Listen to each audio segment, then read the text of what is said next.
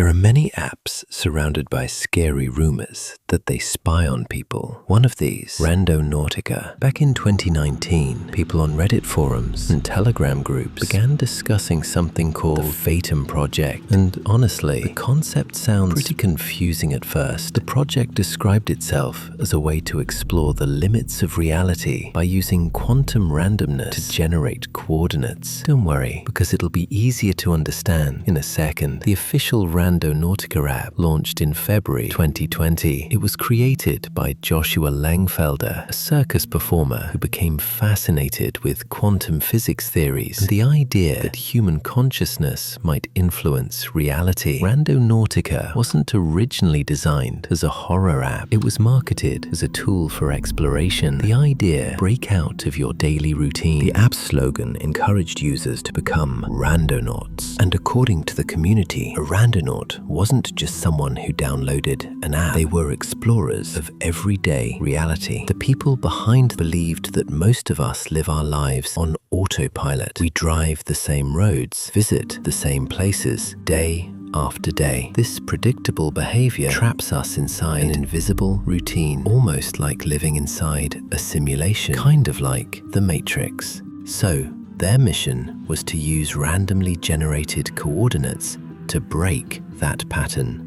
The idea was that by forcing yourself to go somewhere completely unexpected, the universe might show you something you were never supposed to see. But if the app was just generating random coordinates, wouldn't it have been easier to simply pick a random location on Google Maps? Not exactly, because Randonautica wasn't just about randomness. Before generating a location, the app would ask you what you wanted to find. According to many users, what they found at those locations was sometimes pretty unsettling. YouTube quickly filled up with videos of people using the app and discovering all kinds of bizarre things. Although, let's be honest, a lot of those videos were probably staged for views. But there was one case that completely changed the public perception of the app. A group of teenagers was sent to a beach by Randonautica. They found a suitcase giving off a horrible smell. They called the police. Inside the suitcase, authorities discovered human remains. The story immediately went viral. Suddenly, everyone wanted to try the app for themselves. So the question became, was Randonautica leading people to disturbing places? Here's how the app really worked. Randonautica used a quantum random number generator. Those random numbers were then converted into coordinates within a selected radius around your location. That's it. There was no magic, no hidden agenda, and definitely no supernatural force guiding users. The reason people sometimes discovered strange things is actually pretty simple. The app often sends users to places that people rarely visit. Empty lots, abandoned industrial areas, remote trails, forgotten corners of cities, places most of us would never think to explore on our own. In other words, Randonautica guides people toward the blind spots of everyday life. And when thousands of people start exploring unusual locations at the same time, eventually someone is going to find something unexpected. Sometimes it's something interesting. Sometimes it's something shocking. It's all probability, nothing more. So was the suitcase incident fake? No, that really happened. But it was a tragic coincidence. The app had nothing to do with what was inside. Even the creators of Randonautica released statements explaining that they weren't connected to any of the disturbing events people associated with the app. Let's move on to an app that wasn't creepy or paranormal, but it was incredibly controversial. I'm talking about I Am Rich. Now, what exactly was this app, and why did it become so infamous? Well, I Am Rich was an iPhone app released in August of 2008, and there was one thing about it that immediately caught everyone's attention: its price. The app cost $999.99, and you're probably wondering, what could an app possibly do to justify that price? The answer? Absolutely nothing. Seriously, when you opened the app, all you saw was a red screen with a glowing gemstone and the words, "I am rich." That's it. No games, no features, no hidden functionality. And somehow 8 people actually bought it before Apple removed it from the App Store. The app instantly became a symbol of just how absurd the early mobile app market could be. People were spending nearly $1,000 just to prove they could afford it, which honestly is kind of crazy. The people who bought it weren't paying for utility, they were paying for the ability to show off. Some people argued that it was conceptual art. Others claimed it was meant to be a luxury joke. But paying $1,000 for a joke sounds a little extreme. I think most people bought it for one simple reason: because they could. And honestly, that's human nature. Eventually, Apple removed the app from the store, but by that point, it had already become legendary. News outlets all over the world talked about it. CNN covered it, the BBC covered it. People pointed to it as the perfect example of just how absurd the App Store had become during its early days. But that raises an obvious question. Who created this app? And more importantly, why? Well,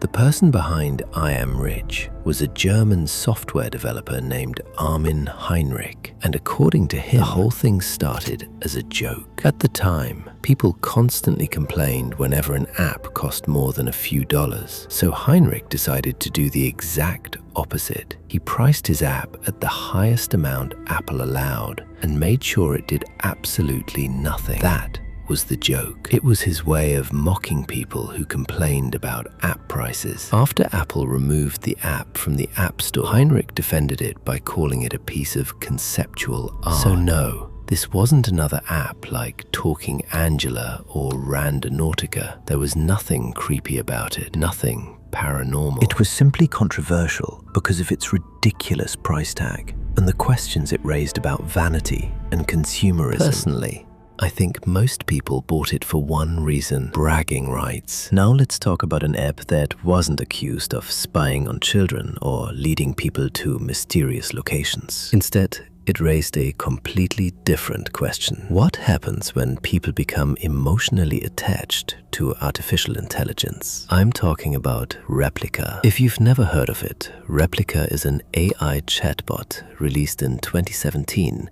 that was designed to act as a virtual companion. The idea was pretty simple. You create your own AI friend, customize its appearance and personality, and then chat with it whenever you want. The more you talked to it, the more it learned about you. At least, that was the idea. Some people used it to practice languages. Others used it as a journal. And for many users, it became someone they could talk to when they felt lonely. But over time, things started getting a little strange. People began sharing screenshots of conversations where Replika would say things that felt surprisingly human. Sometimes it would remember details users had forgotten they mentioned weeks earlier. Other times it would ask deeply personal questions or bring up topics that felt oddly specific. And naturally, the internet did what it always does. People started posting theories. Some believed the app was secretly listening through users' microphones. Others thought there were real people behind the chats pretending to be AI. And some users became convinced that Replika had somehow become self-aware. Now, to be clear, there is no evidence that any of those theories are true. Replika is not sentient, and it isn't secretly spying on people. But that doesn't mean the concerns surrounding the app are completely unfounded, because the real controversy wasn't about hackers or ghosts. It was about relationships. As Replika became more advanced, some users began forming genuine emotional connections with their chatbots. For some people, Replika became their best friend. For others, it became something more. There were users who described their AI companions as romantic partners. Some even claimed they had fallen in love with them. And honestly, that's where things started becoming complicated. In early 2023, the company behind Replika removed many of the app's romantic and role-play features. Almost overnight, users felt like the personalities of their AI companions had completely changed. People flooded social media, saying they felt heartbroken. Some compared the experience to losing a close friend. Others said it felt like a breakup. And while that might sound strange to some people, it highlighted something important. Human beings are wired to form connections, even with something that isn't real. So no, Replica wasn't creepy because it was haunted. It wasn't dangerous because it was collecting secret information. The unsettling part was realizing just how easily people can develop emotional attachments to artificial intelligence. Do you remember SimSimi? You know, that little yellow character you could have completely random conversations with. At first, SimSimi seemed harmless. It was fun, weird, sometimes surprisingly funny. But over time, people started noticing something strange about it. And honestly, things got a little creepy. But before we get to the insult, the threats, and all the weird stories surrounding the app, let's go back to the beginning. What exactly was SimSimi? Well, the name comes from Korean and roughly translates to bored, which honestly tells you everything you need to know. The app was designed to help people pass the time, but here's the part that a lot of people don't know. SimSimi wasn't originally created as a general-purpose chatbot. In fact, it was designed to help sell sleeping mats in South Korea. Yeah, not exactly what I expected either. Now, it's important to remember that SimSimi wasn't like modern AI chatbots. You couldn't open the app at 3 in the morning and spend hours telling it about your life like people do with ChatGPT today. Its responses were much more limited. It didn't actually understand conversations the way modern AI does. If you asked it something simple like what the weather was like outside, it might respond with something like, "I don't have an answer," and honestly, that was one of the biggest limitations of the app. So the developers made a pretty risky decision. They decided to let SimSimi learn directly from its users. And honestly, you can probably already see where this is going. Fast forward to 2016. By this point, SimSimi was no longer a chatbot. It had become its own standalone app. And thanks to a bunch of massive YouTubers, it absolutely exploded in popularity. Many YouTubers racked up millions of views with this. But why did it become so popular? What made it different from every other chatbot? Well, if you asked SimSimi almost anything, there was a pretty good chance it would insult you. Seriously. You could say something completely normal and it would immediately respond with something rude. The app started making threats. It repeated racist comments, and some users even claimed that SimSimi somehow knew exactly what they were wearing, almost as if it could see them through their phone's camera. Naturally, people started freaking out. Rumors spread that there was a Korean hacker. Parents panicked. But what was actually happening? Well, remember when I said SimSimi learned from its users? The app included a feature called Teach. Basically, anyone could tell SimSimi how it should respond to certain messages. For example, you could teach it to respond to hello with an insult. And once you did that, SimSimi could start using that response with other users. The internet did what the internet does best. People taught it insults. They taught it offensive jokes. They taught it racist comments. Pretty much every terrible thing you could possibly teach a chatbot. Do you remember when virtual pets were everywhere? It felt like everyone had one on their phone. Maybe it was Poe, maybe it was Talking Tom. But there was one virtual pet